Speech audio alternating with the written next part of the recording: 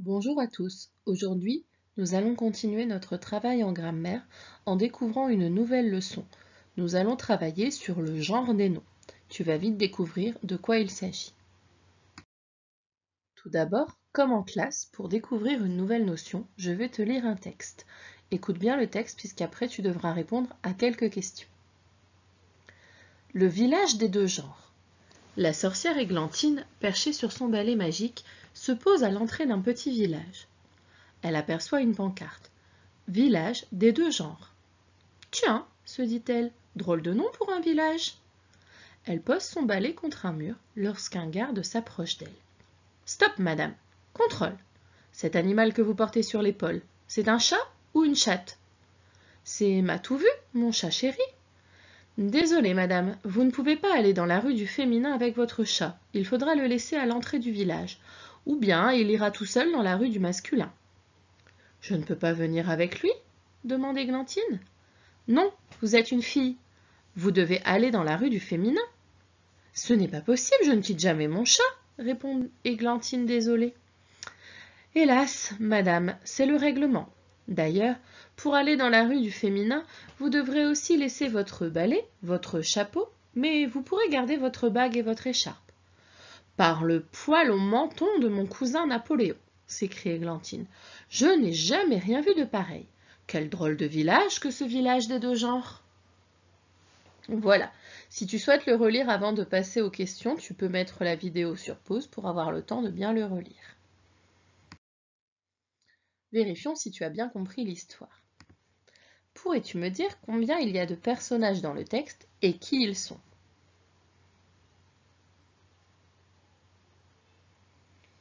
Il y a 3 personnages. Il y a la sorcière Églantine, le garde du village et le chat, si tu comptes le chat comme un personnage. Pourquoi le garde stoppe-t-il la sorcière?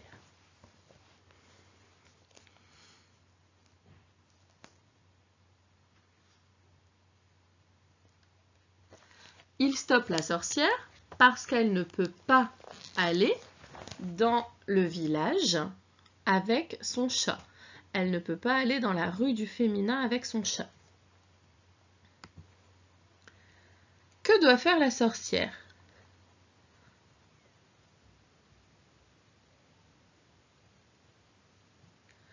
Oui, elle doit soit laisser son chat à l'entrée du village et aller toute seule dans la rue du féminin, ou alors elle peut laisser son chat aller toute seule dans la rue du masculin. Alors, à ton avis, comment expliquer ce règlement? Est-ce que tu as compris pourquoi le chat n'avait pas le droit d'aller dans la rue du féminin?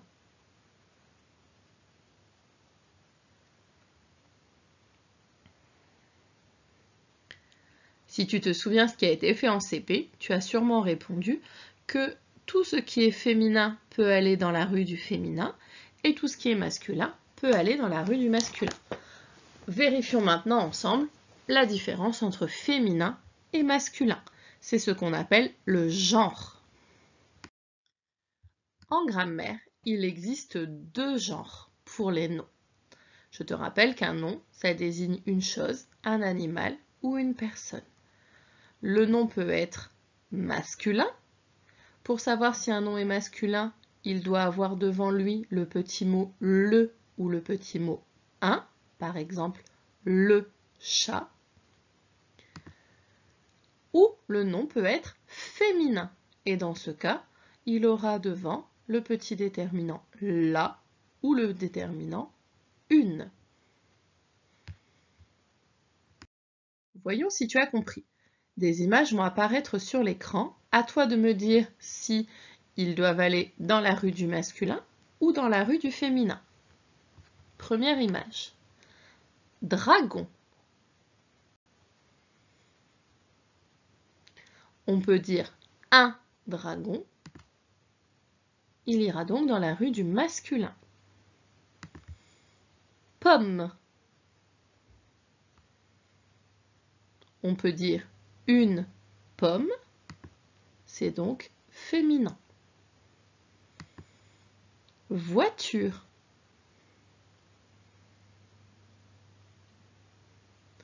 On peut dire une voiture, féminin. Livre.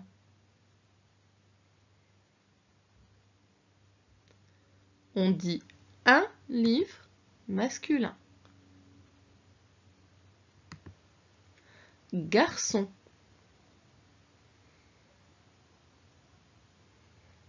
On dit un garçon, masculin.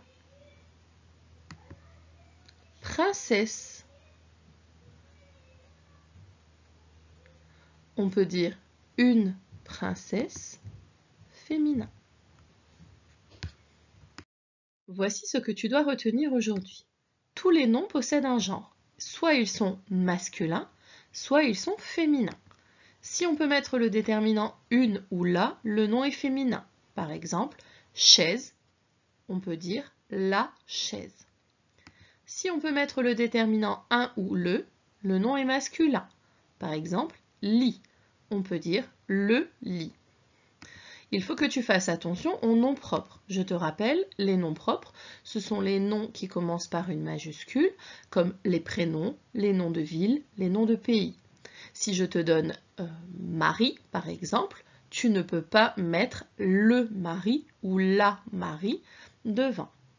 Par contre, on sait que Marie est un prénom de fille, et donc, c'est féminin. Attention, parfois, certains prénoms sont embêtants parce qu'ils peuvent être à la fois masculins ou féminins. Comme tout à l'heure, tu dois placer l'image qui va apparaître soit dans la rue du masculin, soit dans la rue du féminin. Moule. On dit la moule. On va donc la mettre dans la rue du féminin. Moule. Alors oui, ici, le mot est le même que tout à l'heure. Par contre, quand il s'agit de ce moule-là, c'est un moule à gâteau et on dit le moule.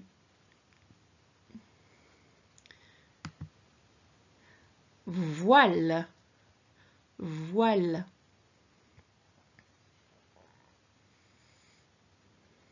On dit la voile d'un bateau, c'est donc féminin. Voile.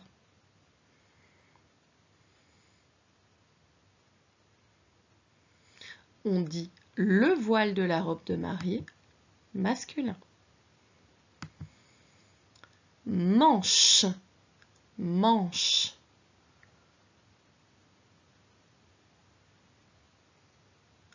On dit un manche à balai, masculin.